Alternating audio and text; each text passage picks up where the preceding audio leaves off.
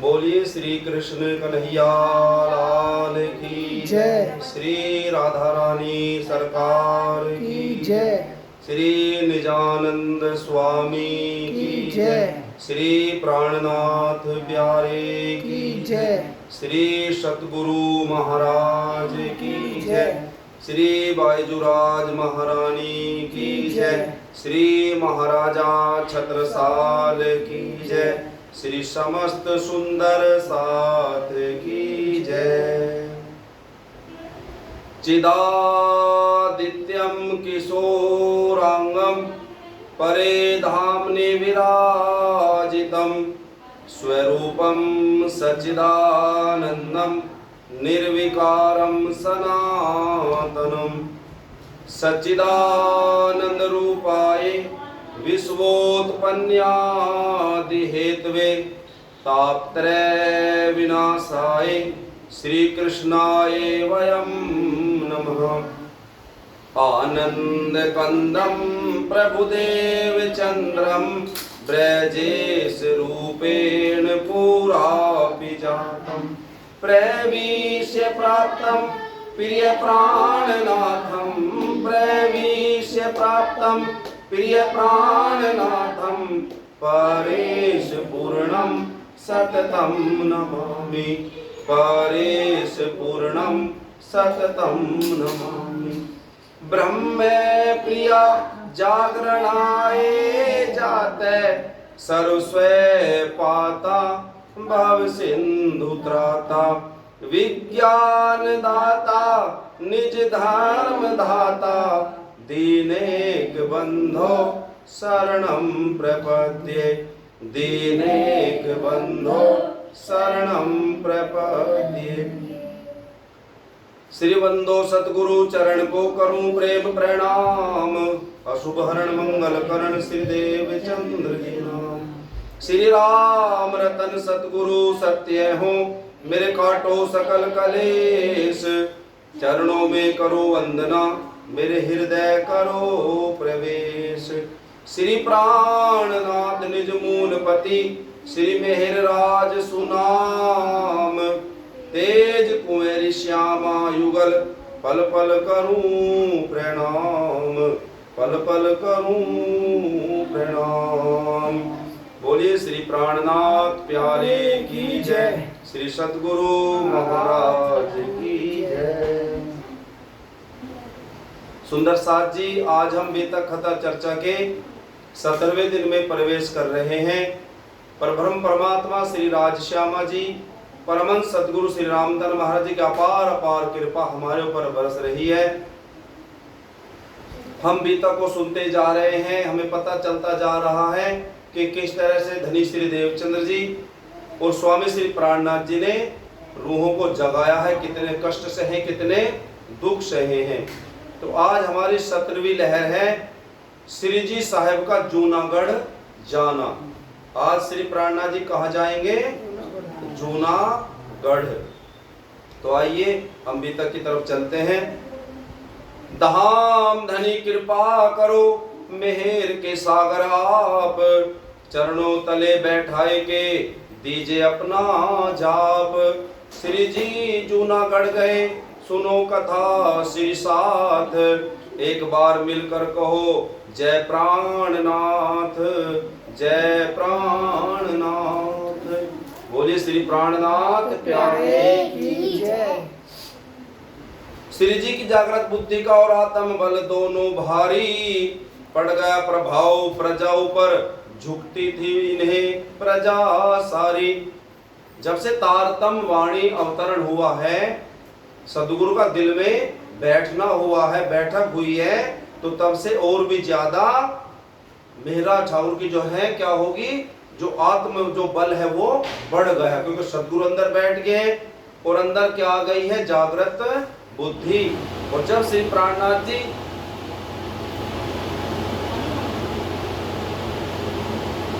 आवाज आओगी बहुत, जब श्री प्राणनाथ जी सुंदर साथ को कथा सुनाते थे, सत्संग सुनाते थे, तो क्या होता था सुंदर साथ जी सब उन्हीं की प्रशंसा करते थे, उनके सामने सब झुकते थे। आदर्श सत्यता राजनीति का बड़ा प्रभाव था राजा पर। जब सिरोपाव दे विदा किया राजा प्रसन्नता में आकर। और क्या हुआ था? आदर्श सत्यता राजनीति का बड़ा प्रभाव था राजा पर।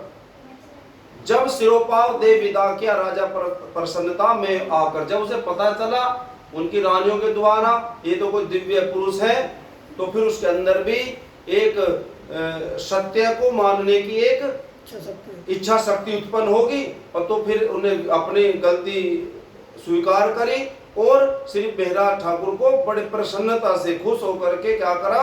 सिरोपाव दिया, मान सम्मान देकर के विदा किया। मांगी थी क्षमा मंत्री ने भी बंधन से मुक्त किया। जब एक दिली मिलाई दोनों ने आपस में गले मिले थे तब। और जो मंत्री था उसने भी क्षमा मांगी श्री प्राणनाथ जी से, और गले से मिल करके उनको श्री प्राणनाथ जी को विदा किया। राजा ने बुलाया श्री जी को कुछ राज्य का काम कराने को। जूनागढ़ में इन्हें भेजना था एक नया ही गांव बसाने को। अब राजा ने श्री प्राणनाथ जी को एक नया गांव बसाने के लिए श्री प्राणनाथ जी को जूनागढ़ भेज दिया।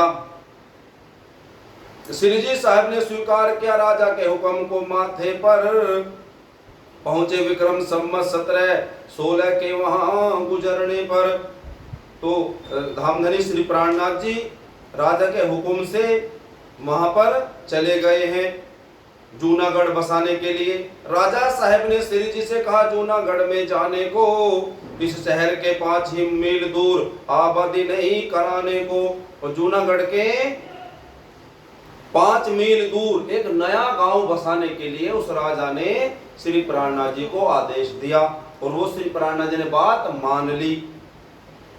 नए सिरे से गांव बसाना था, नए लोगों को यहाँ लाना था, उनको कोई तकलीफ न हो, हर तरह से सुख पहुंचाना था, है ना।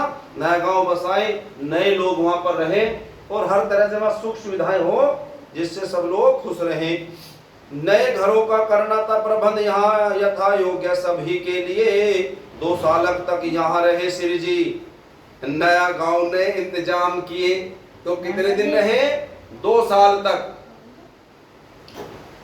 2 साल तक वहां पर रहे और नया गांव बसाने का इंतजाम कर दिया, यानी कि नया गांव वहां पर उन्होंने बसा दिया। साथ ही कान्जी भाई रहते गांव के माही चर्चा सुनने के लिए रोज यहाँ पर आई। अब जूनागढ़ जो नया वो जो गांव बसाया है उस गांव में एक जो साथी वहां कथा सुनने रोज आता था सत्संग श्री प्राणनाथ जी से, उसका नाम था कान्ह जी। एक तो कान्ह जी भट्टे जिनसे 14 साल श्रीमद् भागवत सुनी सतगुरु जी ने, तो ये कौन है? कान्ह जी। ये श्री प्राणनाथ जी से रोज सत्संग सुनता है। अब ये कहाँ रहता है? अब ये सुनो। नौकर थे हरजी व्यास 5 विद्वान बड़े इन्हें कहते थे, जो कुछ भी सुख से मुख से कहे व्यास उसको सब सही समझते थे। वहां पर कौन रहता था? एक हरजी व्यास नाम का विद्वान, और उस विद्वान के पास ये जो कान्ह जी था ये नौकरी किया कर, नौकर था हरजी व्यास के पास कान्ह जी। और कान्ह जी सत्संग कहाँ सुनता था? श्री प्राणनाथ जी से। नौकरी कहाँ करता था? हरजी व्यास के पास। उनके सामने कोई डींग मार विद्वान खड़ा नहीं रहता था, जिसको वो कर देवे ना ही उसे हाँ फिर कोई नहीं कहता था। इतना बड़ा विद्वान था, अगर उसने किसी बात को कह दी हाँ तो सब ने कह दी हाँ, उसने कह दी किसी बात को ना तो सब कह देते ना, उसकी बात को कोई टालता नहीं था, सब मानते थे। आ गई अचानक बीमारी, हो गया था सन्निपात इनको, आशा न रही बचने की, पृथ्वी पर उतार लिया उसको। वो बीमार हुआ तो फिर वो जिस पलंग पर तख्त पर लेटता होगा रहता होगा उससे उतार करके कहाँ लिटा दिया? नीचे जमीन पर। जब वो ज्यादा बीमार हुआ लोगों ने सोचा भी ये मरने वाला है तो नीचे उतार लो पहले से इसे। हरजी थे बेसुध पड़े हुए, इन्हें दान पुण्य करवाया था। जब दान ये करवाते इनको कुछ होश उस समय आया था, तो लोगों ने क्या सोचा भाई इसका समय नजदीक आ रहा, अब बेचारे का दम नहीं निकल रहा, तो इसलिए क्या करो इसके नाम का दान कर दो कुछ। तो जब वहां के जो लोग उसके हरजी व्यास के नाम का दान करने लगे तो उसने दान करते हुए लोगों को हरजी व्यास ने देख लिया कि मेरे नाम का दान कर रहे हैं। तो अब हरजी व्यास क्या कहने लगा? उन दान कराने वालों से हर जीव नाराज हो, यूं कहते अपराध तो मेरा कोई नहीं, यमलोक में धक्का क्यों देते। ये दान है साधन यमपुर का, मुझसे क्यों दान कराते हो, मैं तो इस दंड का जीव नहीं, फिर कहाँ धकेले जाते हो। क्या कह रहे हैं? उसने कहा हरदिव्यास ने, भाई अगर ये दान पुण्य कर रहे हो ना, तो इसका मतलब है आप मुझे कहाँ भेज रहे हो? यमलोक में भेजते हो, है ना, स्वर्ग आदि में चले जाएंगे इससे, दान पुण्य करने से। लेकिन मैं इस दुनिया का रहने वाला नहीं हूं, मैं को स्वर्ग में जाने वाला इंसान नहीं हूं, मैं तो कहीं और का रहने वाला हूं, तो मैं स्वर्ग में क्या करूंगा, है ना। तो ऐसे समझा रहा हूं कि दान मत करो मेरे लिए, अगर दान करो तो मैं कहाँ जाऊंगा? स्वर्ग, यमलोक। और अगर लेकिन मैं यमलोक का रहने वाला, जैसे आप हमें कहे कोई प्रणामियों को, क्या आप स्वर्ग जाना चाहोगे, तो प्रणामी क्या हाँ कहेगा? नहीं, मना कर देगा। क्यों? हम तो परमधाम जाएंगे। तो ऐसी ये कह रहा कि भाई ये जो दान कर रहे हो ये कहाँ का साधन है? स्वर्ग का, यमलोक का। मैं नहीं जाना चाहता, मैं तो कहीं और का रहने वाला हूं। ये दान है, मैं तो इस इंड का जीव नहीं, फिर जहां कहां धकेले जाते हो। जब मेरा जीव निकल जावे फिर जो चाहे मर्जी करना, लेकिन मैं जीते जी तुम यमलोक का साधन मत भरना। तो कह रहा कि अगर जब मैं मर जाऊं मेरे बाद चाहे कुछ भी करते रहियो, मेरे जीते जी ऐसा मत करो।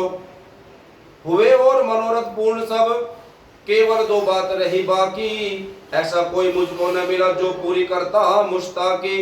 मैंने जिस बात की कर दी हाँ ना करे ये था हंस किसका, जिस बात को मैंने ना कर दी हाँ करे ना देखा मुख उसका।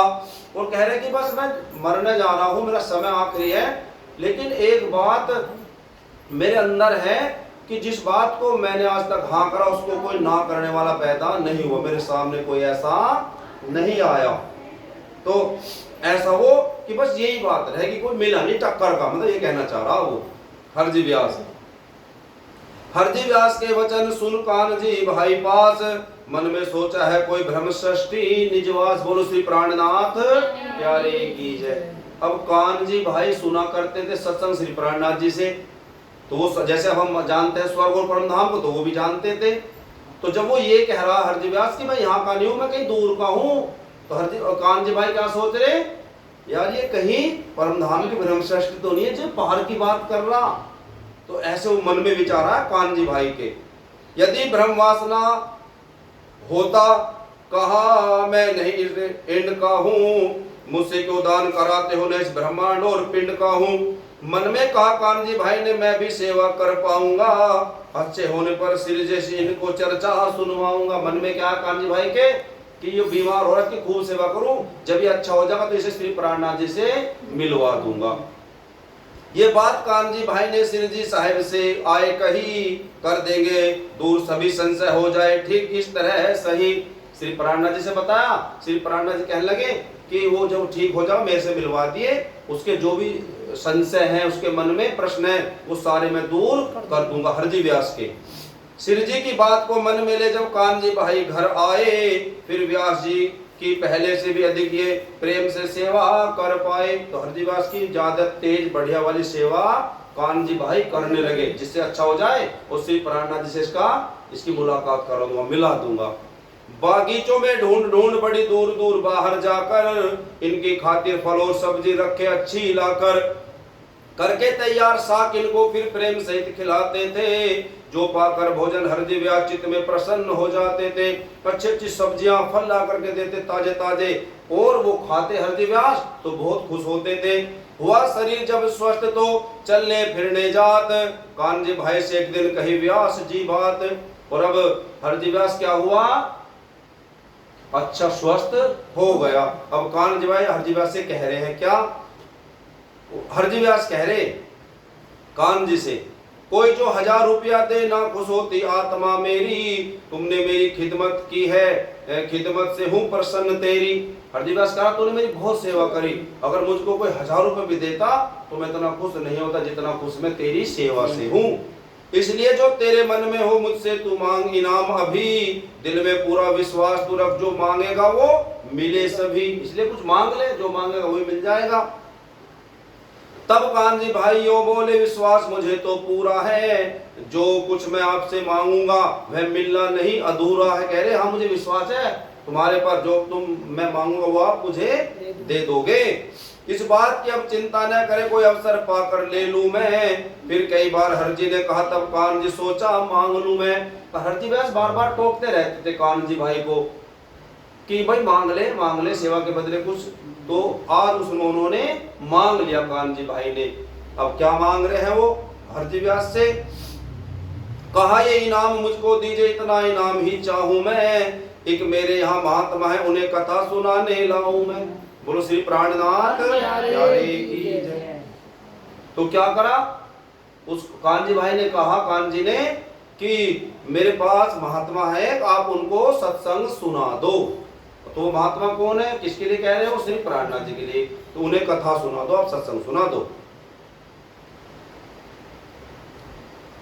इतनी कृपा यदि आप कर दे, उनको जो कथा सुना देवे, तो उनका भी फिर मेरा भी ये जीवन सफल बना देवे। दोनों को कथा सुना तो हमारा जीवन सफल हो जाएगा, ऐसे कह रहे हैं वो। इतना ही सुनकर हरजी व्यास कहा, कान से यो प्रसन्न होकर, लौकिक कोई चीज नहीं मांगी, धन्य धन्य तेरे मात पितुवर।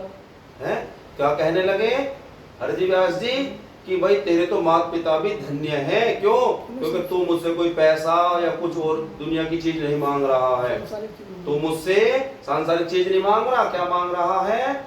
एक सत्संग मांग रहा है, आत्म का कल्याण मांग रहा। तो तू धन्य है, तेरे माता पिता भी धन्य हैं। फिर ज्ञान की चर्चा सुनने को जो करते रोज यहाँ पर है, लाओ महात्मा जी को साथ, वो रहते भला कहाँ पर है। मैं प्रेम से चर्चा उन्हें सुना, ब्रह्मानंद रस पिलाऊंगा, हो उसकी आत्मा का कल्याण और मैं भी लाभ उठाऊंगा। भाई उसका भी कल्याण हो जाएगा और कान्जी तेरा भी, और मुझे भी लाभ मिलेगा क्योंकि मैं सत्संग सुनाऊंगा। लेकिन इसे क्या पता कि तुझसे अब मिलने वाले कौन है, कि तेरा ही कल्याण होने वाला उलट। यहाँ कान्जी भाई आज्ञा पास सिरजी साहेब को ले आए, आनंद से गले मिले दोनों, सब कुशल पूछ संग बैठाए। बोलो श्री प्राणनाथ प्यारे की है। दोनों मिले हैं, देखो हरजी व्यास भी संत हैं और हमारे श्री प्राणनाथ जी तो है ही परम धाम के मालिक। तो दोनों जब मिले हैं महानात्माएं तो गले मिले, खुश हुए हैं। फिर हरजी ने परिचय पूछा, श्री जी बोले परदेसी हैं, दर्शन को जी ललचाया था, सुना आप तो बड़े हितैषी हैं। हरजी व्यास पूछा आप कहाँ से आए हो? श्री प्राणनाथ जी कह रहे जी मैं तो दूर से आया हूँ बहुत। और कह रहे श्री प्राणनाथ जी कि मैंने आपका बहुत नाम सुना है। जिज्ञासा के वचन सुन हुए प्रसन्न श्री व्यास, कहा सुनाता हूँ तुम्हें चर्चा मैं भी खास। अतिथि सत्कार कर पास में लिया बिठाए, नित नई चर्चा इन्हें व्यास कहे समझाए। रोज रोज व्यास जी श्री प्राणनाथ जी को नई नई चर्चा कथा सुनाने लगे। श्री जी इनके चर्चा सुनते और अपना प्रेम भी दिखलाते। यो बीत गया 1 मास यहाँ छर के अंदर गोते खाते। 1 महीना हो गया, लेकिन पाताल से लेकर बैकुंठ जो ऊपर है वहां तक की सारी बातें, इसे छर कहते हैं, बस यही की बातें वो करते रहे 1 महीने तक। कोई परे परम धाम की बात हरजी व्यास ने श्री प्राणनाथ जी को नहीं बताई। श्री जी साहब दिल में सोचा, विषय कहीं पर बैठावे, कोई जगह प्रसंग ढूंढ निकले तो हम भी कुछ कहने पावे। और श्री प्राणनाथ जी किस तलाश में थे कि कोई बात ऐसी आवे जहां मैं इसे घेर लूं और फिर उसका मतलब पूछूंगा, ये बता नहीं पाएगा, तब बात मेरी बनेगी आगे को। अभी तक तो 1 महीना चुप होकर सुन रहे बिल्कुल। निकला एक दिवस भागवत में श्री श्वेत द्वीप का वर्णन, जब 84 लाख योजन लंबा का हीरे का मंदिर है सब। एक दिन क्या बात आई, भागवत के द्वारा सत्संग सुना रहे हरजी व्यास जी। तो क्या कहा कि एक श्वेत द्वीप है और उसकी चौड़ाई कितनी है? 84 लाख योजन लंबा चौड़ा है वो, और कैसा है? हीरे का एक मंदिर है। ये सुनकर श्री जी ने पूछा किस देव का ये स्थान रहा है, धाम यही अक्षर ब्रह्म का ये। व्यास जी ने उत्तर में कहा, श्री प्राणनाथ जी पूछने लगे हरजी व्यास ये बताओ ये इस मंदिर में कौन रहता है, ये कहाँ है? तो हरजी व्यास ने कहा ये अक्षर है। क्या बताया? अक्षर। अक्षर का मतलब क्या होता है? जिसका नाश ना हो। क्षर का मतलब हो जिसका नाश हो जाए, तो ए लग गया अक्षर जिसका नाश ना हो कभी भी। अब जब उसने ये कहते वो अक्षर है यानी कि नाशवान है, तो श्री प्राणनाथ जी क्या कहेंगे, यही परमात्मा का धाम है, रहते भगवान यहाँ अविनाशी। पूछा श्री जी ने कहाँ पर है, जरा बतलाओ हे सुख राशि। हरदिव्यास ने कहा यही अक्षर जो धाम है यही अविनाशी परमात्मा का घर है। परमात्मा भी अविनाशी इसमें रहते, जो कभी खत्म नहीं होते, जिनका नाश नहीं होता, वहां रहते हैं। तो श्री प्राणनाथ जी पूछने लगे कि ये है कहाँ जगह, ये बता दो मुझे। अक्षर ब्रह्म का ये धाम जो है ब्रह्मांड के बीच है नीचे, या कि कहीं इसके परे बसे, कर कृपा यही समझा दीजिए। और श्री प्राणनाथ जी कहने लगे कि जो अक्षर धाम जो आप बता रहे हो इस ब्रह्मांड के परे है, इसके ब्रह्मांड के नीचे है, या कहीं बीच में है ये अक्षरधाम, कहाँ है ये बताओ। पहले है आपने बतलाया मोहता तो जगत सब नश्वर है, मिट जाए पुरुष प्रकृति सब महाप्रलय में रहता किस पर है। श्री प्राणनाथ जी ने कहा कि आपने पहले से मुझे बताया हरदिव्यास जी कि जब महाप्रलय होगी तो ये पूरा ब्रह्मांड जो है समाप्त हो जाएगा, खत्म हो जाएगा, तो ये फिर धाम कहाँ है ये बताओ मुझे। अक्षरधाम कहाँ रहा इतना देव बताए, इनकी लीला कौन सी कृपा करो समझाई। कहाँ है धाम, उसमें कौन सी लीला होती है मुझको समझा दो। ये आदि पुरुष नारायण है, उत्तर श्री व्यास जी ने यो दीना, फिर क्षीर समुद्र में जाए रहे ये ही स्वरूप निश्चय कीना। क्या कहा हरजी व्यास जी ने कि इस अक्षरधाम में कौन रहते हैं, आदि नारायण, और क्षीर समुद्र में ये मंदिर स्थान है। क्या कहा इस अक्षरधाम में कौन रहते हैं, आदि नारायण, और कहाँ है ये मंदिर स्थान, क्षीर सागर में, ऐसा कहा हरदिव्यास ने। फिर इनके अलावा और कोई देवता न बाकी रहता है। श्री जी साहब ने फिर पूछा ये तो मिट जाना कहता है, क्षीर सागर कहाँ है, नीचे। तो श्री प्राणनाथ जी ने कहा कि ये तो 14 लोक हैं, सारे समाप्त हो जाएंगे महाप्रलय में। और क्या कह रहे, क्योंकि क्षीर समुद्र को तो महाप्रलय में नष्ट बताते हैं, तब नारायण भगवान कहाँ किस आश्रम में रह जाते हैं। जब महाप्रलय में 14 लोक खत्म हो जाएंगे, आपने ही बताया, और 14 लोक के अंदर नीचे ही क्या है, क्षीर सागर है। तो जब महाप्रलय होगी तो क्षीर सागर भी खत्म हो जाएगा, और जब क्षीर सागर ही नहीं रहेगा तो वो मंदिर कैसे रहेगा, वो स्थान कैसे रहेगा, समझ रहे हो ना। जब क्षीर सागर में सब कुछ खत्म हो जाएगा और क्षीर सागर भी खत्म हो जाएगा महाप्रलय में, तो फिर वो मंदिर कहाँ बचा, है ना। तो अब यहाँ पर वो घिर गए हैं हरदिव्यास जी। मुझको यही सब समझाओ, इतना ही कृपा तो कर दीजिए, बिन आपके कौन मिटावेगा ये दूर मेरा संशय कीजिए। श्री प्राणनाथ जी कह रहे हरदिव्यास जी मेरे अंदर ये इच्छा है, मेरे इस प्रश्न का जवाब दो, आपके बिना मुझको और कौन समझाएगा। यो बार बार श्री जी साहब ने जिज्ञासु बन विनती कीनी, पड़ गए सोच महाराज व्यास, शुद्ध बुद्ध सारी बिसरा देनी। अब इस प्रश्न का जवाब नहीं है तो उनकी शुद्धि बुद्धि हो गई हरदिव्यास की। जो कुछ सीखा था हरदिव्यास सब कुछ पहले ही बता चुके, बोले जो कुछ मैंने था पढ़ा वो सब कुछ आपको सुना चुके। मैंने जो जो पढ़ रखा था शास्त्रों में मैंने सब बता दिया, अब मेरे पास सुनाने के लिए कुछ भी नहीं है। इस बात को वेद पुराणों में जाहिर करके नहीं पेखा है, मैंने तो बहुत शास्त्र खोजे, इस बात को कहीं न देखा है। जो आप मुझको आज बता रहे हो ज्ञान, वो मैंने कहीं शास्त्रों में पढ़ा ही नहीं, मुझको तो समझ आया नहीं है। ये उलझन आदि काल से ही चलती ही आती है भाई, ये ज्ञान की बात है अति गूढ़, अब तक न किसी ने समझाई। और ये बात सच्चाई है, जितने भी हमारे साधु संत सब कहते हैं सबसे बड़े कौन है, नारायण। और जहां नारायण रहेंगे, जिस क्षीर सागर में वो रहते हैं, शास्त्रों में ये भी लिखा कि महाप्रलय में सब कुछ खत्म हो जाएगा है। तो इस बात का वो निर्णय कर नहीं पाते, सब कुछ खत्म भी कह रहे हैं और बचने को भी कह रहे। मानो कि ये मानो मेरा ये शरीर है, जब ये एक दिन नष्ट हो जाएगा, और मैं ये भी कह रहा कि मेरी आंखें हमेशा रहने वाली हैं, लेकिन आंखें कहाँ हैं, शरीर के अंदर। जब शरीर ही नहीं रहने का तो आंखें कहां से रहेंगी? तो ऐसे जब क्षीर सागर ही नहीं रहेगा तो क्षीर सागर के जो अंदर मंदिर है जहां पर भगवान है तो वो ही कहां रहेगा? बस ये प्रश्न का, ये इस प्रश्न का जवाब दो। तो इस प्रश्न का जवाब कोई भी दे सकता नहीं है पूरे दुनिया के अंदर। और अगर इस प्रश्न का जवाब दिया है तो किसने दिया? श्री कृष्ण प्रणामियों ने, श्री प्राणनाथ जी ने आकर के इसका भेद खोला है। अब यहां पर वो गुम हो गया। श्री जी साहब के कान में कहा, काना ने बोल, पूछो भेद पूछो इनसे जरा, अक्षरातीत का खोल। अब कानजी भाई भी वहीं बैठा था, सुन रहा था सारी बातें।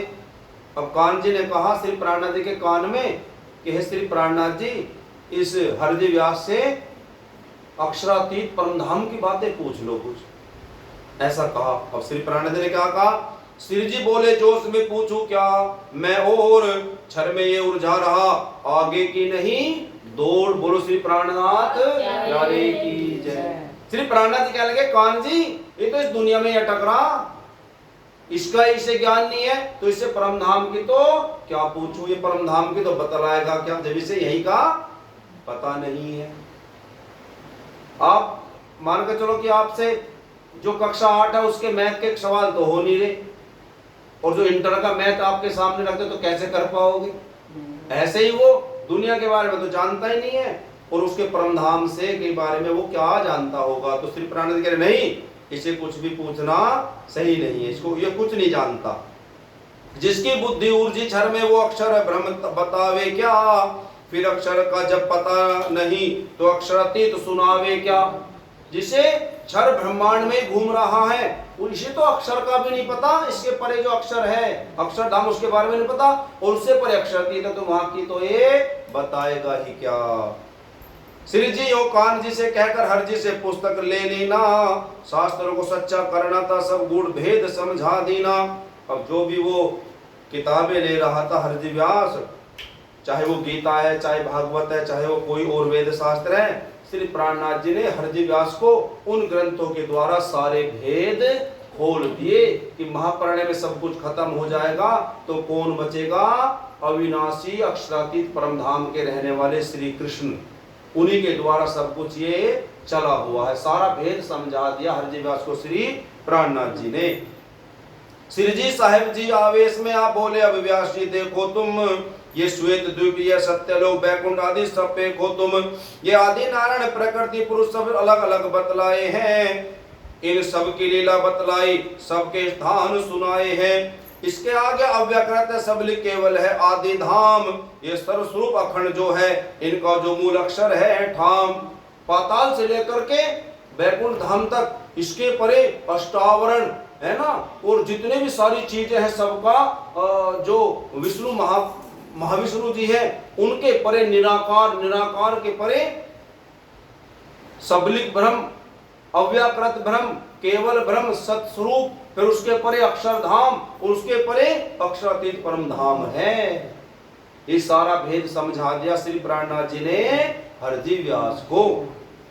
इन सब की लीला समझाई और सबका रूप ही बता दिया। शर्मिंदा हो गए हरजी व्यास, दिल में सोचा मैंने क्या किया। अब ये सारी बातें सुन करके वो शर्मिंदा हो रहा है कि 1 महीने से तू क्या हो रहा था? गुरु बना बैठा था, लेकिन गुरु तो ये है। अब वो शर्मिंदा हो रहा है। गिर चरणों मांगी क्षमा, टूट गया अभिमान, न जाने क्या क्या कहा बिना किए पहचान नहीं कर पाया। 1 महीने से ना जाने क्या क्या सुना रहा था, क्या क्या कह रहा होगा वो श्री प्राणनाथ जी को, तो सब पछता रहा है। साक्षात हो धनी स्वरूप आप मेरे लिए यहाँ पधारे हैं, पूरा मैंने पहचान लिया, अब जागे भाग हमारे हैं। कह रहा कि आप तो परब्रह्म परमात्मा हो, मैंने आपको पहचान लिया है। लीजिए मुझको अपनी ही शरण, अब दूर मेरा अंधकार करो, आत्मा निर्मल कर दो मेरा, मुझ पे अपनी भक्ति भी ही भरो, मुझ में अपनी भक्ति ही भरो, दर्शाओ लीला मुझको भी श्री मूल स्वरूप अखंड घर की। इस तरह प्रार्थना सुन करके उस पे कृपावर कह रहा कि मुझे भी परमधाम दिखा दो, परमधाम के भेद मुझे भी समझा दो, उस परमधाम का अनुभव मुझको भी करा दो। हरजी व्यास कह रहा है श्री प्राणनाथ जी से। श्री तारतम के द्वारा फिर अक्षर का भेद जता, श्री अक्षरातीत स्वरूप का फिर सारा रहस्य है दिया बता। तो श्री प्राणनाथ जी ने तारतम के द्वारा, निज नाम के द्वारा, तो उसे क्षर अक्षर परम धाम अक्षरातीत के बारे में सब कुछ बता दिया है। इस तरह रोज चर्चा करते और ब्रह्म तत्व को दर्शाते हो गए जमा। यहाँ लोग बहुत नित्य चर्चा सुनने को आते, यहाँ पर भी बहुत सारे लोग चर्चा सुनने आने लगे हैं। संशय श्री जी के यहाँ जो कोई लाए निदान, समझावे हर तरह से हुआ तम कल्याण। दीन विकार जी कह रहे हैं कि जो भी दिल में प्रश्न रहता था किसी के भी दिल में, उन सारे प्रश्नों का निवारण श्री प्राणनाथ जी कर दिया करते थे। दुनिया में सब तरह के लोग हैं। जैसे हम रात गए थे सत्संग में, कीर्तन में रात लावड़, तो जिज्ञासु लोग भी बहुत हैं और शुरू में तो भीड़ बहुत थी। तो जब 1 घंटा हो गया कीर्तन भजन में तो कुछ उठ करके चले गए। तो इसका मतलब क्या था, उनके अंदर कोई बस वो तो एक पूर्ति करने के आए थे कि भाई इन्होंने हमें बुलावा दिया है, बुलाया तो हम चलो जाकर के थोड़ी देर बैठते हैं। लेकिन कुछ जो वहां रहे वो तो मस्ती से सुन रहे थे सत्संग को भी और भजनों को भी। जब आरती उतरी प्रसाद लेकर के वो तब गए हैं। तो इस दुनिया में जिज्ञासु लोग भी बहुत हैं, भीड़ बहुत है, सब जिज्ञासु नहीं होते। ऐसे श्री प्राणनाथ जी जहां जहां जाते सत्संग सुनाते तो सुनने वाले भी इकट्ठा हो जाते थे, जिनको अपनी आत्मा का कल्याण करना है। क्योंकि सब पक्के जीव नहीं है, बहुत ऐसे हैं कि जिनको अपनी आत्मा का कल्याण करना होता है और जहां पर भी उनको समय मिलता है, गुरु का सानिध्य मिलता है, वो वहीं पर पहुंच जाते हैं और सत्संग कथा सुनते हैं और अपने जीवन का उद्धार कर लेते हैं। इस भांति 2 ही वर्ष तक श्री जी जूनागढ़ में रहकर संवत 1719 में नवतनपुरी पहुंचे हैं। जाकर 2 साल तक जूनागढ़ में रहे। उसके बाद संवत 1719 में नवतनपुरी श्री प्राणनाथ जी आ गए हैं।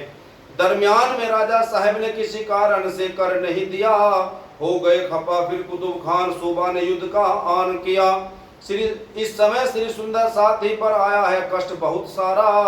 फिर जी साहेब दीवान बने, सब राज्य का काम है संभारा। और वहां क्या हुआ, जो जामनगर का नवतनपुरी का वहां का जो राजा था वो कर नहीं दे पाया। तो वहां का कुतुब खान बड़ा राजा था, सूबे का वो पूरा मालिक था। तो उसने क्या करा, युद्ध के लिए उनको कह दिया कि अगर आप कर नहीं दोगे तो मैं आपके ऊपर हमला कर दूंगा। श्री प्राणनाथ जी को भी पता लगा, सुंदर साथ कष्ट में होने लगे, दुखी होने लगे कि अगर हमला हुआ तो जो हम कथा सत्संग यहाँ होता है तो ये सब कुछ तितर बितर हो जाएगा, फिर कैसे सत्संग करेंगे गुरु जी हमारे, है ना। तो श्री प्राणनाथ जी ने फिर क्या किया, सुंदर साथ जी वहां पर राज्य का काम संभाल लिया, यानी कि फिर से वो काम करने लग गए हैं। संवत 1720 में फिर सूबा से मुलाकात कीनी, संग में वजीर साहब भी थे, पूर्ति काम की जादीनी। और फिर संवत 1720 में जो वो कुतुब खान था उनसे मुलाकात करी वजीर के साथ, फिर प्राणनाथ जी ने जाकर और जो भी उसे कर वगैरह था और उससे सुलह सारी कर ली थी। फिर अहमदाबाद से वापिस हो श्री जी साहेब जामनगर आए, परमार्थ के कारण श्री जी राजा से अर्जी कर पाए। और फिर वापस कहाँ गए हैं, अहमदाबाद से वापस जामनगर आए।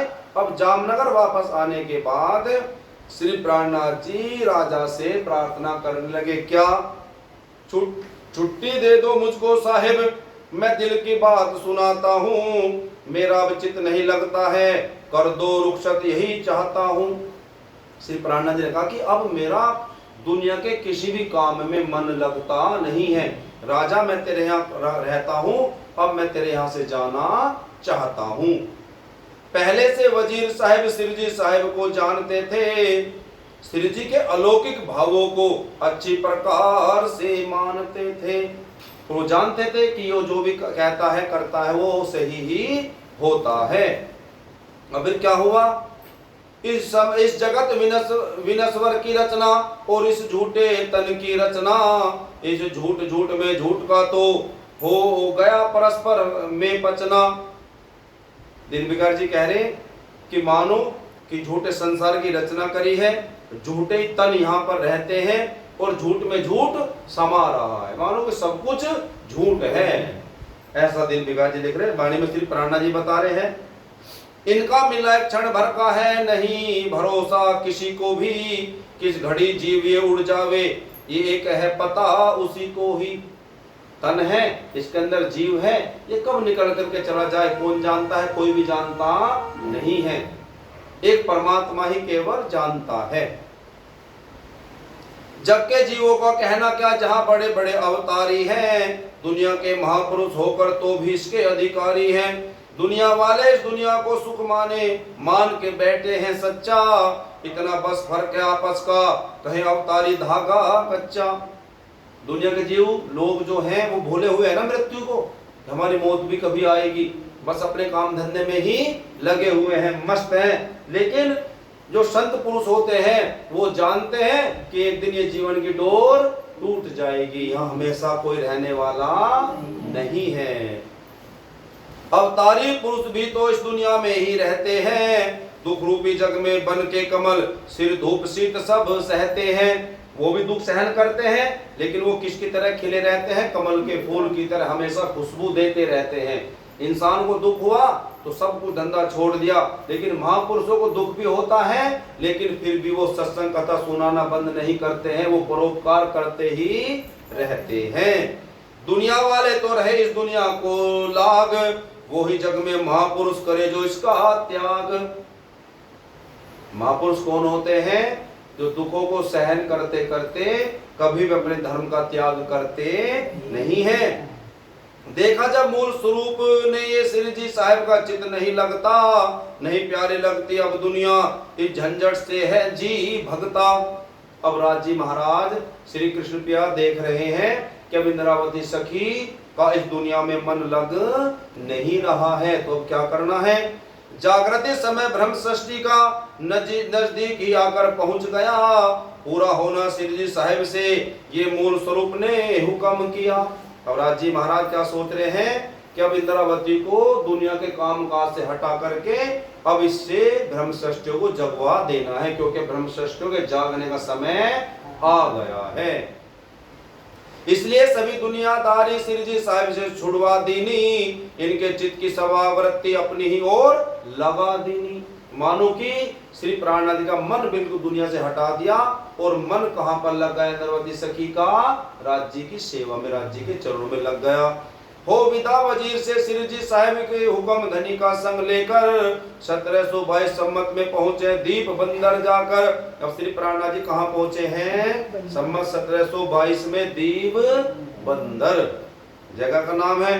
जयराम जी भाई नाम एक साथी यहाँ पर रहता आया, श्री साहिब भी दीप बंदर पहुंच उसके ही घर डेरा लाया। यहाँ पर कौन है, जयराम भाई है, जयराम कंसारा है दीप बंदर में। अब श्री प्राणनाथ जी वहां पर आ गए हैं। जयराम भाई श्री जी को देख मन में तो बहुत प्रसन्न हुए, चरणों पे कर दंडवत प्रणाम, कहे भाग्य मेरे धन्य धन्य हुए। प्रणाम किया श्री प्राणनाथ जी के चरणों में, किसने, जयराम भाई ने, जयराम कंसारा ने, और अपने आप को धन्य धन्य मान रहा है वो जयराम कंसारा। श्री जी को आसन पर बैठा अतिथि सत्कार कीना, सब कुशल क्षेम पूछी, बोले मुझे धनी कृतार्थ कर देना।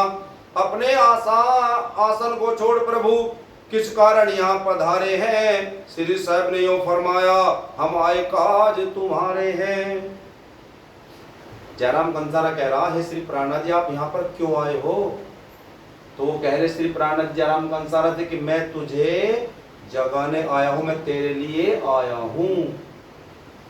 मोह ममता में तुम फंसे डूबे सागर माही, सत्य सत्य और ज्ञान की खबर तुम्हें कछु नाही याद रही तुम्हें धाम और निर्धाम, धाम धनी के संग मिल रमते आठो याम। श्री प्राणनाथ समझा रहे जयराम कंसारा, और तुम तो सब कुछ भूल गए हो, अपने परम धाम को भूल गए हो।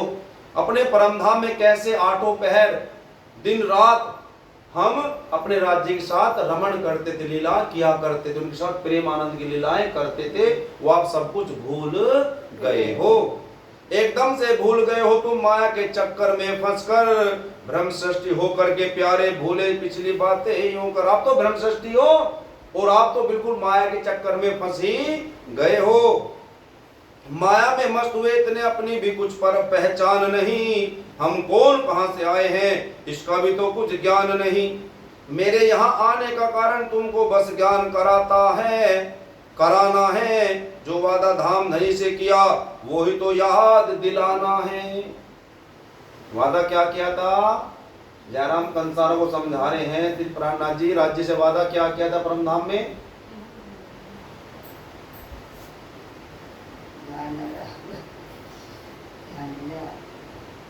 ध्यान तो तब रहे ना जब ध्यान यहाँ हो। नहीं तो है ऐसे। वादा क्या किया था परम धाम में राज्य से कि हम आपको भूलेंगे नहीं, है ना। हम चाहे कुछ भी कितनी बार आजमा लो, आप 100 बार आजमा लो, हम आपको भूलने वाले नहीं। तो वो जयराम कंसार याद है कि देखो भूल गए हो आप, और अपने राज्य से परम धाम में कहा था हम आपको भूलेंगे नहीं।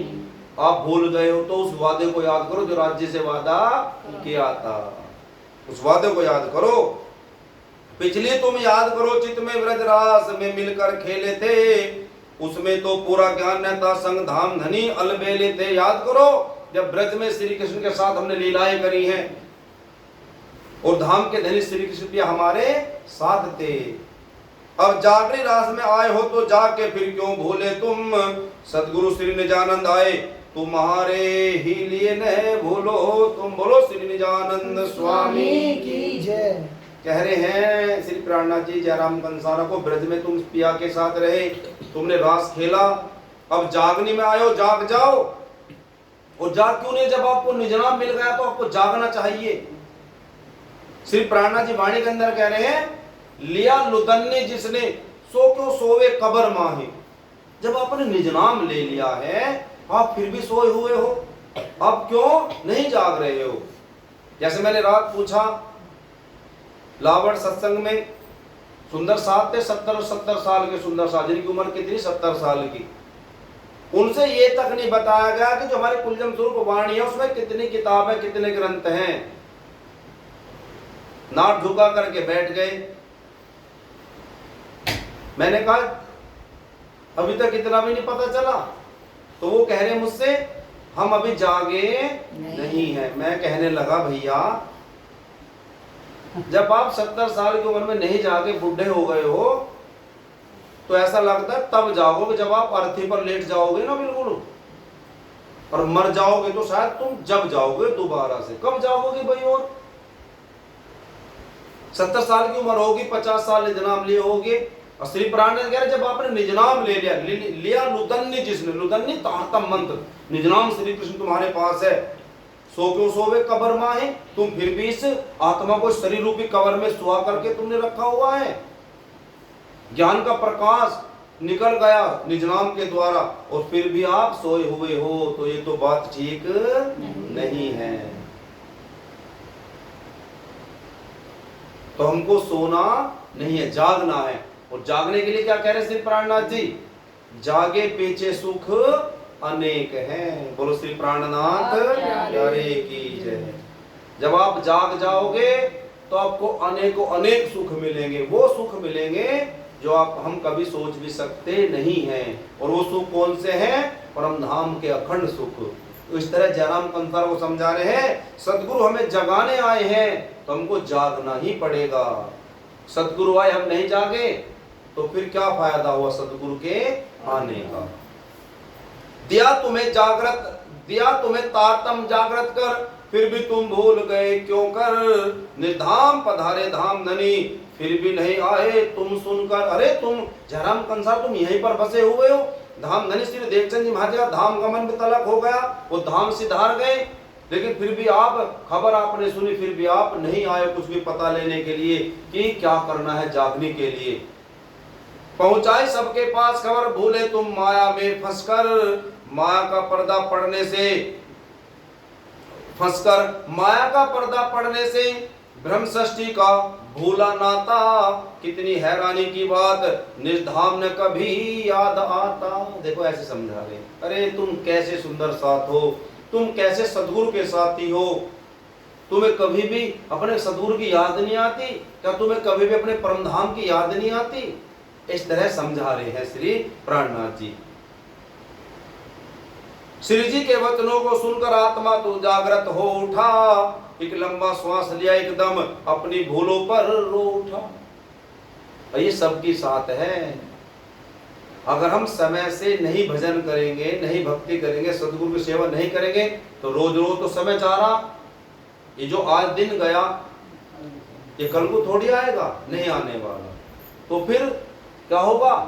जब समय निकल जाएगा तो फिर पछताना ही पड़ेगा, फिर तो रोना ही पड़ेगा। लेकिन हमें समय है, सदगुरु हमारे साथ हैं, गुरुजन हमें समझा रहे हैं, कथा सत्संग सुना करके, तो हमको जागना है, उस समय को बेकार गंवाना नहीं है। खूब धूमधाम से अपने सदगुरु की सेवा करनी है। तो ऐसा सुन करके वो जयराम कंसारा रो रहा है। कहा मुझसे भारी चूक हुई, अब माफ करो सिर जी प्यारे, मायावश होकर के भूला हो धनी आप हो, आप ही रखवाले, धाम धनी आप रखवाले हो, आपने मेरी आकर के इस माया से रक्षा कर ली है। पकड़ो वहां मेरी प्रभु, दीजिए पार लगाए, माया की जंजीर से लीजिए आप छुड़ाए। हे धाम के धनी, इस माया रूपी जंजीर ने मुझको जकड़ रखा है, इससे मुझको आप छुड़ा दो। बोलो श्री प्राणनाथ प्यारे की जय। इस तरह से जब चरणों पे गिरा तो श्री जी लगे कथा पढ़ने, हो गया समय फिर भोजन का, श्री जी फिर आए भोजन करने। भोजन करके श्री जी आए, कर दी फिर कथा शुरुआते, मेरे सुंदर साथ ने अर्ज करे, प्रभु कुछ विश्राम तो कर पाते। पहले सत्संग सुनाया, फिर भोजन किया, फिर सत्संग सुनाने लग गए हैं। तो वहां जो सुंदर साथ जयराम कंसारा थे, वो उनके परिवार वाले सब कहने लगे, श्री प्राणनाथ जी अब तो बहुत देर से सत्संग सुना रहे हो, अब आप आराम कर लो। तो श्री प्राणनाथ जी ने क्या कहा, ध्यान से सुनो। श्री साहब ने मंजूर ने की, कहा हम सोने नहीं आए हैं, बल्कि जो सोए गए साथी उनको तो जगाने आए हैं। मैं तो जो सोए हुए हैं उनको जगाने आया, मैं खुद सोने थोड़ी आया हूँ। मुझको तो जगाना है सोए हुओं को, और अगर मैं ही विश्राम करूंगा, मैं ही सो जाऊंगा, तो फिर ब्रह्मचर्या कैसे जागेंगे। देखो कितनी मेहनत कर रहे, इतनी मेहनत करिए, तब जाकर के इतने दिनों में ये ज्ञान हमारे पास आया है।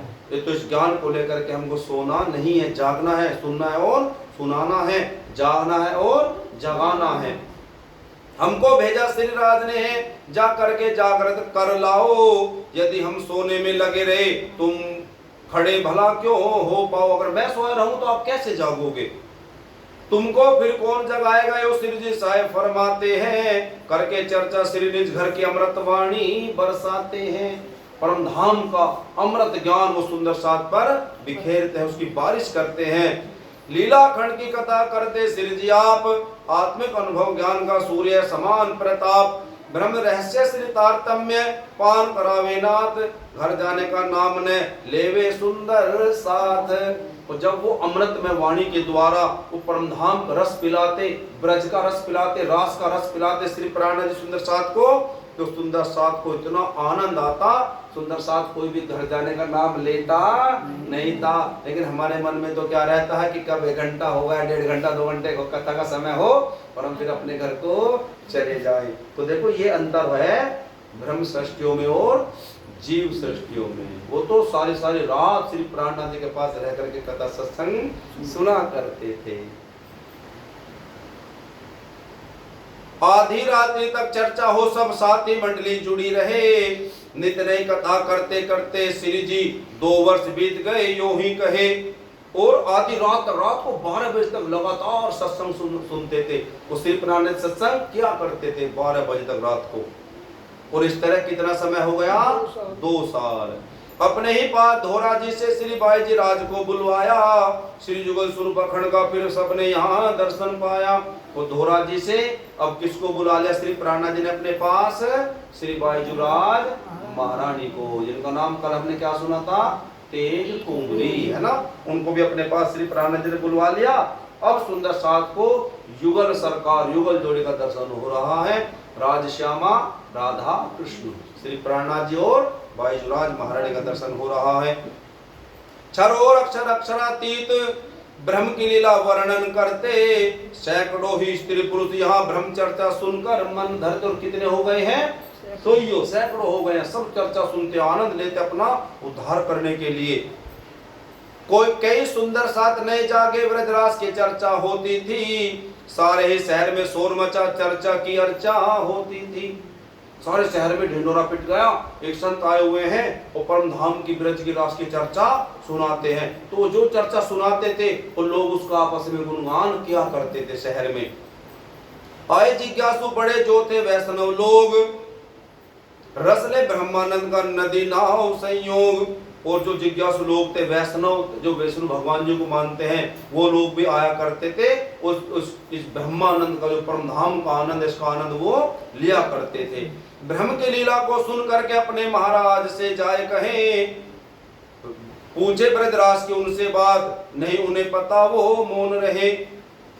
इस कारण शिव जी की चर्चा सब और ही फैल गई प्यारे, सब कोई मान बढ़ाए दे करते थे प्रशंसा मिल सारे। और जो लोग, जो शिष्य थे गुरुओं के, वो अखंड ब्रज और अखंड रास की चर्चा सुनते और जाकर के प्रश्न करते अपने गुरुओं से कि अखंड ब्रज और अखंड रास कहाँ है, क्योंकि दुनिया के सारे गुरु कहाँ बताते हैं ब्रज, यही ब्रज है और यही रास है, निधिवन है। जो जब आप वृंदावन जो गया वो देखो निधिवन है, तो कहते हैं यही रास हुआ है और आज भी यही होता है। लेकिन वो रास और वो ब्रज तो अखंड कहीं और है। तो वो कहते वो अखंड तो कहीं और बताते, वो स्थान कहाँ है, तो उनके गुरुजी कुछ बतलाते नहीं थे, चुप हो जाते थे। श्री वल्लभाचार्य संप्रदाय के महाराजाओं ने जब ये देखा, सेवक इनके उनमें जा मिले, मन में अनुचित होते देखा। और कौन से थे संप्रदाय के? वल्लभाचार्य संप्रदाय वाले जो गुरुजी थे, वे सोचने लगे कि हमारे भी शिष्य लोग उसके पास जा रहे, जो नया संत आया उसके पास जा रहे, तो इन्हें दुख होने लगा, क्योंकि इनके शिष्य वहां पर जाने लगे हैं सत्संग सुनने के लिए। कई लोग हुए यहाँ परिणामी, जो वल्लभाचारी कहलाते। श्री वल्लभ संप्रदाय वाले अपना सिद्धांत है बतलाते, वल्लभाचारी कुछ लोग क्या बन गए हैं? परिणामी बन गए हैं। जो देव अनित्य कहते हैं उनको ये नित्य मानते हैं। श्री कृष्ण में तीन भेद जो है सबको एक रूप जानते हैं। वो ये क्या कहते हैं परिणामी? श्री कृष्ण तीन हैं। कोई कहता है क्या? हिंदू के गुरु जितने भी है हिंदुओं के, सब कहते हैं कृष्ण एक ही है, विष्णु भगवान जी के अवतार। और जिन विष्णु भगवान जी के अवतार को वो श्री कृष्ण कहते हैं, वो तो सबसे नीचे वाले हैं। उनके परे गोलोक की श्री कृष्ण और उनके परे परमधाम के श्री कृष्ण हैं। बोलो कृष्ण कन्हैया लाल की जय। चर अक्षर अक्षरातीत का तो खंड और अखंड का ज्ञान नहीं, कहे सभी देवता एक रूप, बड़े छोटे की पहचान नहीं। है ना, सबको ना तो अक्षर का पता, ना अक्षर का, ना अक्षरातीत का। और अखंड क्या रहेगा और खंडित क्या हो जाएगा, किसी का ज्ञान इनको नहीं है। सबको एक ही रूप में आंकते हैं कि सब देवता एक समान है। शिव जी का ज्ञान है सूर्य के सम इनका अंधियारा, उड़ता था कुछ मुक्ति कुछ प्रमाण देकर, जोड़े तो बहुत नहीं जुड़ता था। उस श्री प्राणाति का ज्ञान कैसा है? मानो कि सूर्य के समान उजाला करने वाला, प्रकाश करने वाला। और दुनिया के जो गुरु हैं, दुनिया के जो लोग, इनका ज्ञान कैसा? अंधियारा, अंधकार के समान, कि कुछ भी इनके पास स्पष्ट नहीं है। चुगले करे सरकार में इनमें, इनके मन में आए, राज्य फिरंगी दीप में चुगलखोर बुलवाए। फिर उन लोगों ने क्या करा, जब बस नहीं चल रहा था कि चुगली कर दो राज्य में जाकर के, कुछ ना कुछ तो भसड़ मचानी ही है ना, कुछ ना कुछ तो अवरोध उत्पन्न करना है, रुकावट डालनी है। कुछ चुगलखोर को पैसे दे खुश किया उसे और समझाया, जाकर सरकार में वो कहना है एक महात्मा यहाँ आए। इन लोगों ने क्या करा, एक आदमी पकड़ा, उसे पैसे दिए और क्या कहते हैं कि सरकार में जाकर के क्या कहना है वो बता रहे हैं। है देव निंदक महात्मा वो सब देवों की निंदा करता, प्रजा में झगड़ा फैलेगा हमको मालूम यही पड़ता। क्या कह दिया उस चुगलखोर से कि ये जाकर के कह दे कि एक महात्मा आया हुआ है, वो सारे देवी देवताओं की वो बुराई करता है, ऐसे तो सब में आपस में झगड़ा हो जाएगा। ऐसे चुगली कर दी जाकर के। न करेंगे इंतजार कोई जल्दी इस बात का आप, अगर मुमकिन है झगड़ा हो जाए पहले ही खबर दी तुम्हें, मगर यो चुगलखोर को समझाकर सरकार की तरफ रवाना कर, मार्ग में चुगलखोर को एक दर्शन दिया दिव्य है पुरुष आकर। तो राज्य तो रक्षा करते हैं ना हर जगह।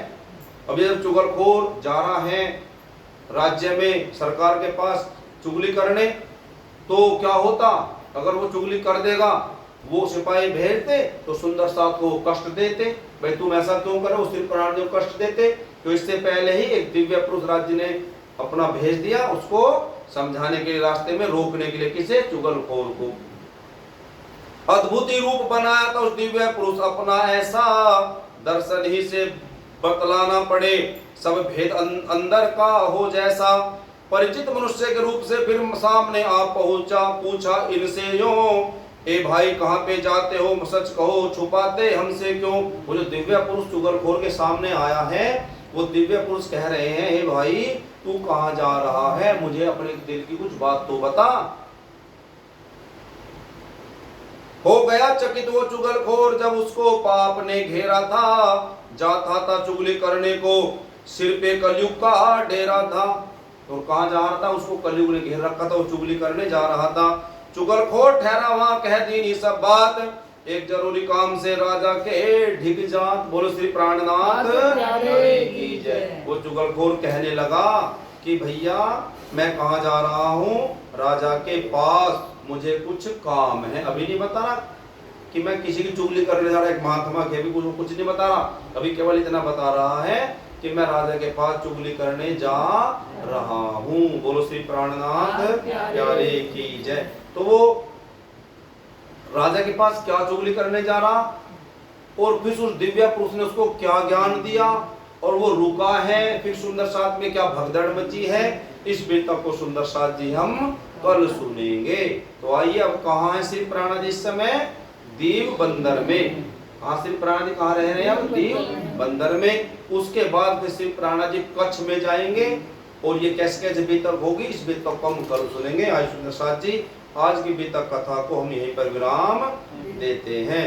बोलो श्री कृष्ण कन्हैया लाल की जय, श्री निजानंद स्वामी की जय, श्री प्राणनाथ प्यारे की जय, श्री सद्गुरु महाराज की जय, श्री बाईजुराज महारानी की जय, श्री महाराजा छत्रसाल की जय, श्री समस्त सुंदर सात की जय, तीनों पुरी धाम की जय, शेरपुर धाम की जय। जय जय श्री राधे, जय जय श्री राधे, जय जय श्री राधे, धाम के धनी की जय। प्रणाम जी।